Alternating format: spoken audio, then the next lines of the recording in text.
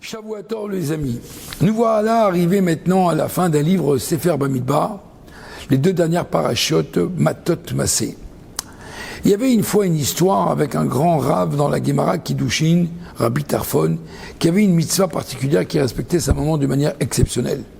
Tout le monde le sait, la manière comment il aidait sa mère à monter sur son lit, la descendre, jusqu'à que la Gemara, elle dit qu'un jour, Shabbat, une des chaussures de son pied s'est déchirée et il ne voulait pas laisser sa maman marcher pieds nus sur des pavés, des morceaux de pierre qui faisaient mal. Il a mis ses mains. Et un jour, la Gemara raconte que Rabbi Tarfon est tombé malade. Sa mère est entrée à la synagogue, elle a demandé au rabbin de prier pour lui. Et elle a rappelé justement son mérite de respect des parents. Donc le rabbin il dit, ah bon, quelle est la particularité de votre fils? Et il dit, voilà, mon fils, il a fait ça, il a fait ça, il a fait ça. Il lui dit, peut-être, c'est même pas sûr qu'il a fait 50% du respect des parents.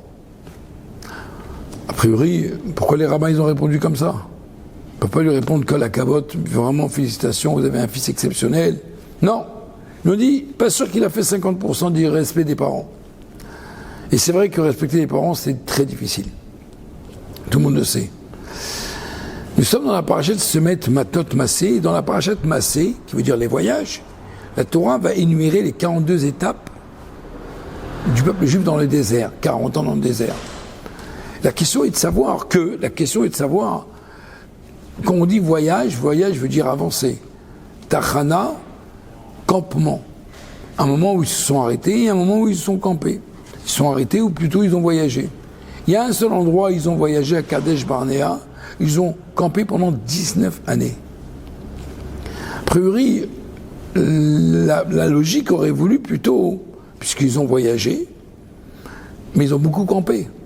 Donc la Torah la paracha aurait pu s'appeler plutôt campement.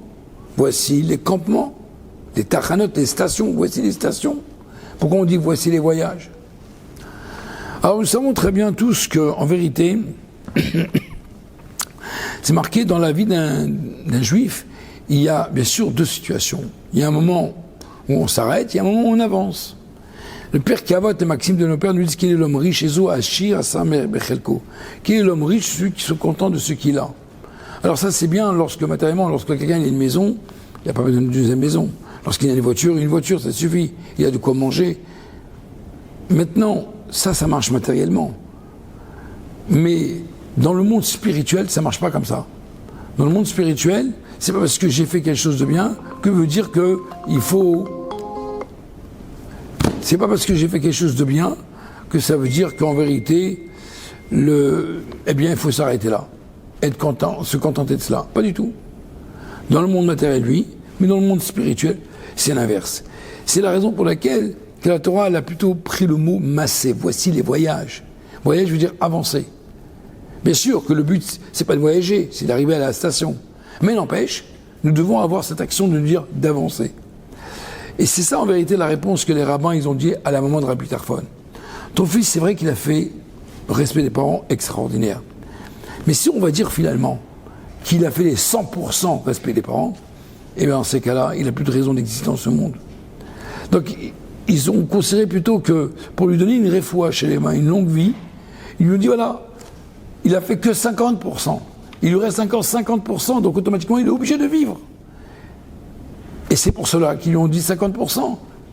La même chose, il y avait une fois un rave qui s'appelle le Even Israël, celui qui a traduit, le premier qui a traduit le chasse en français, Steinsaltz, Even Israël, a demandé une fois au Rabbi Lubavitch, il avait 3 grands projets. Et il a demandé lequel que je dois enlever, tellement qu'il était débordé. Alors, parce que le Rabbi lui dise d'enlever, parce que c'est sa question, d'enlever un projet. Le Rabbi lui dit, il faut rajouter.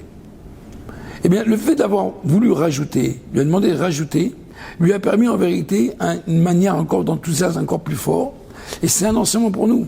C'est qu'en vérité, lorsque nous rajoutons, Dieu nous donne en même temps de l'énergie, des nouvelles forces. Et moins on va avancer, et bien finalement, on a de moins en moins notre raison dans ce monde d'exister. La seule et unique raison d'exister dans ce monde, c'est d'avoir des projets. C'est de devoir avancer. Avancer et avancer. C'est le rôle, c'est la même chose lorsque nous s'asseyons autour de nos enfants le Shabbat. et notre femme, eh bien lorsqu'on doit rajouter dans l'étude de la Torah, rajouter dans la Zaka, même si on fait toujours des bonnes choses, on fait, je suis sûr et certain qu'on fait chacun tous des bonnes choses, mais on ne doit jamais rester de manière statique. Nous ne sommes pas dans une station. Bien sûr qu'on s'est arrêté quand il fallait s'arrêter, mais même quand on s'est arrêté, c'est uniquement pour prendre des forces pour continuer dans un voyage. C'est ça le rôle que nous avons aujourd'hui, encore plus dans les 3 semaines que nous sommes, du 17 Tammuz au 9 Av. Le Rabbi nous demande beaucoup d'insister, d'étudier les notions de la construction du temple. Et en étudiant ces sujets-là, eh bien, si Dieu veut, quand Dieu y verra qu'on s'intéresse encore plus